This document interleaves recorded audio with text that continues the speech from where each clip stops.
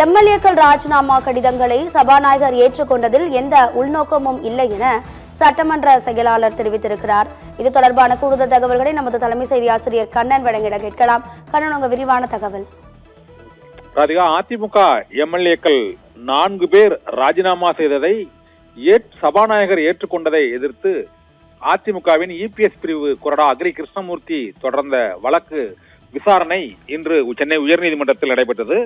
அந்த விசாரணையின் போது ராஜினாமா செய்த மதுராந்தகம் தொகுதி சட்டமன்ற உறுப்பினர் மரகதம் குமரவேல், பெருந்துறை ஜெயக்குமார், தாராபுரம் சத்யபாமா, அம்பாசமுத்திரம் தொகுதி சட்டமன்ற உறுப்பினர் இசக்கி சுப்பையா ஆகிய 4 பேரின் ராஜினாமாக்களை ஏற்றதில் எந்த விதிமீறலும் இல்லை என்றும் அவர்களை தகுதி நீக்கம் செய்யும் விவகாரத்தில் சபாநாயகர் தொடர்ந்து விசாரணை நடத்தி வருகிறார் என்றும் அவருடைய ஆய்வுக்கு பிறகு சபாநாயகர் அந்த முடிவை அறிவிப்பார் என்று சட்டப்பேரவை செயலாளர் சாந்தி இன்று சென்னை உயர்நீதிமன்றத்தில் அந்த பதில் மனுவில் தகவலை தெரிவித்திருக்கிறார். இதனால் தகுதி நீக்கம் செய்வதற்கு சபாநாயகருக்கு மட்டுமே அதிகாரம் உண்டு என்றும் அது தொடர்பாக ஃபுல் மூன் காலை 9 மணியிலிருந்து இரவு 12 மணி வரை ஜூன் 29 ஒரு நாள் மட்டும் சபாநாயகர் முடிவு எடுத்த பிறகுதான் நீதிமன்றம் இதில் தலையிட முடியும் என்றும் சட்டப்பேரவை செயலாளர் சாந்தி சென்னை உயர்நீதிமன்றத்தில் தெரிவித்ததை அடுத்து இந்த வழக்கு விசாரணை மீண்டும் ஒத்திவைக்கப்பட்டிருக்கிறது.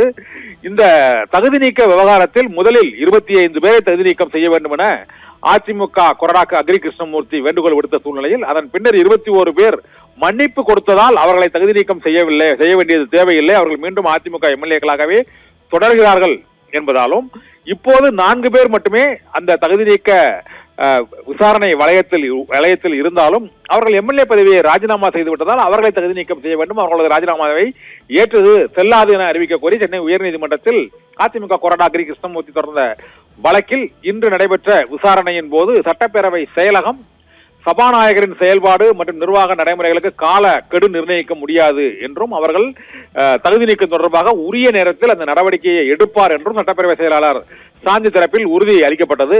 இதையடுத்து இந்த வழக்கு விசாரணையை ஒத்திவைத்து நீதிபதிகள் உத்தரவிட்டிருக்கிறார்கள். ராதிகா.